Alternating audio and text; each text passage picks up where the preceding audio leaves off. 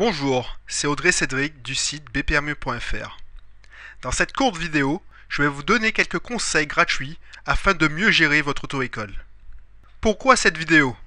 Cela fait maintenant plus de 10 ans que j'évolue dans le monde des auto-écoles. D'abord en tant qu'informaticien, puis en tant que propriétaire associé de 2 auto-écoles. Durant ces 10 ans, j'ai accumulé pas mal d'expériences, expériences que je désire maintenant partager. Cette vidéo est pour vous. Si vous avez le projet de monter une auto-école, si vous avez déjà une auto-école et que vous êtes à la recherche de nouvelles idées, ou tout simplement si vous êtes curieux et vous désirez savoir un peu plus sur le monde des écoles de conduite. Durant les prochaines minutes, nous allons voir quelques thèmes essentiels à la survie de votre école de conduite. D'abord, comment trouver des élèves et pourquoi il est vital d'y consacrer une bonne partie de son temps. Ensuite, nous allons voir pourquoi il est indispensable de bien s'équiper, de bien s'entourer, et surtout, pourquoi il faut absolument se former régulièrement. Pourquoi il est indispensable de trouver en permanence de nouveaux élèves. La réponse est triviale, mais il est essentiel de la rappeler. Ce sont vos élèves qui vous payent. Et si vous n'avez pas assez d'élèves, vous ne pouvez pas payer votre local, votre véhicule, votre facture d'électricité, en gros, toutes vos charges. C'est donc une question de survie. C'est pour cela qu'au début, avant de penser à votre charte graphique, votre logo ou toute autre tâche secondaire, vous devez absolument mettre au point votre plan marketing. Mais comment? D'abord par le marketing passif de votre auto-école. Nous n'avons pas hésité à peindre nos murs en jaune vif. Certains collègues ont même fait taguer leur véhicule pour attirer le regard. Comme je le dis dans mon article « Réussir le marquage de son auto-école », il ne faut pas hésiter à agresser l'œil pour faire parler de son entreprise. Il n'y a pas de demi-mesure. Autre solution, c'est de faire marcher son réseau. Comme je vous l'explique dans mon guide « Faire connaître son auto-école », il faut être en permanence en chasse. Ayez toujours sur vous des cartes de visite, on ne sait jamais. Une autre méthode qui a fait ses preuves, c'est la distribution de flyers ou de prospectus aux abords des lycées, des universités ou dans les boîtes aux lettres du quartier. Croyez-moi, c'est encore efficace même à l'heure d'Internet. À ce propos, en parlant d'Internet, même si vous n'êtes pas à l'aise, ce n'est pas une raison de négliger ce canal de communication. Aujourd'hui, une page Facebook se crée en 5 minutes. Même chose pour un profil Twitter ou Google+. Vous pourrez ainsi faire passer des messages à vos élèves très facilement depuis votre smartphone. Si vous ne savez pas faire, vous avez sûrement un petit neveu ou une petite nièce qui se fera un plaisir de vous dépanner.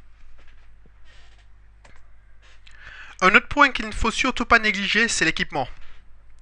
D'abord votre véhicule, celui qui vous accompagnera dans votre labeur pendant des années. Prenez toujours un véhicule neuf. Pour moi, un véhicule auto-école ne se garde pas plus de 3 ans. Puis choisissez un constructeur qui vous propose dans son catalogue des véhicules auto-école. Prenez par exemple une Peugeot, Renault ou Citroën. Ces constructeurs vous remettront une attestation à joindre à votre dossier de demande d'agrément, ce qui accélérera votre démarche. Autre équipement, ceux de la salle de code. Si certaines planches sont obligatoires, on vous laissera le choix pour le matériel de projection.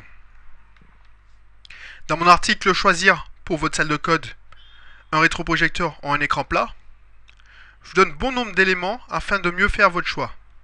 Moi, j'ai une préférence pour les grosses télés. Mais cela dépend de beaucoup de choses, comme la taille de votre salle de code par exemple. Fournissez-vous toujours chez les références de la profession comme les codes Rousseau, les éditions Edizer ou ENPC. Leurs DVD sont souvent plus chers, mais très proches des vraies séries d'examen.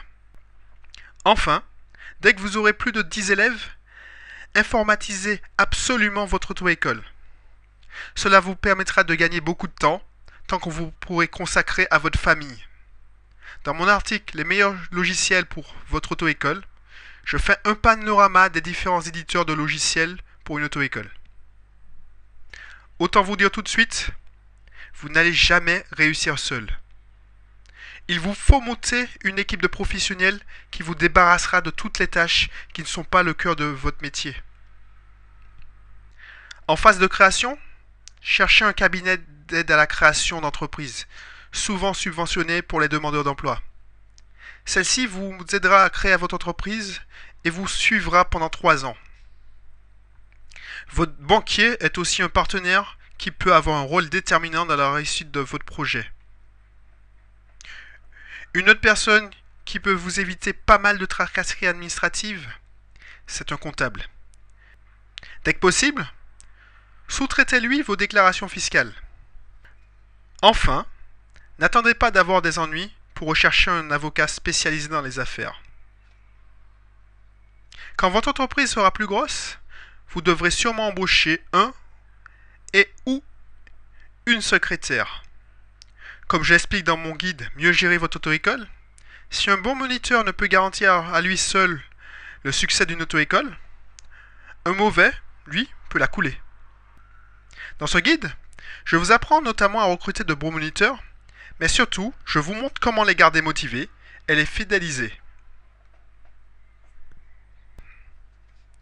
Si vous ne deviez retenir qu'un seul conseil de toute la vidéo, c'est bien celui-là. Formez-vous en permanence.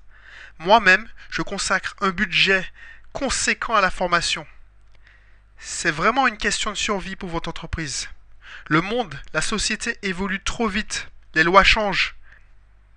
Les technologies se transforment en permanence.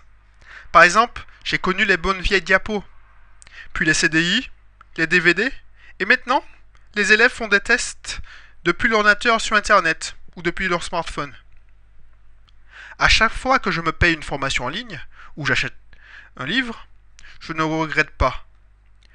J'apprends toujours quelque chose et surtout, je prends une longueur d'avance sur mes concurrents. Cela me permet aussi d'échanger avec des collègues gérants d'auto-école lors des formations en présentiel. Nous échangeons nos astuces de gestion, de management. Je constate que nous subissons les mêmes problèmes. Nous nous soutenons mutuellement et certains sont même devenus des amis. Voilà, cette vidéo est déjà finie. J'espère que vous avez trouvé mes conseils utiles. Si vous voulez en savoir plus, allez télécharger vite mon guide gratuit « Quelques conseils pour votre auto-école » en allant sur le site bpermis.fr.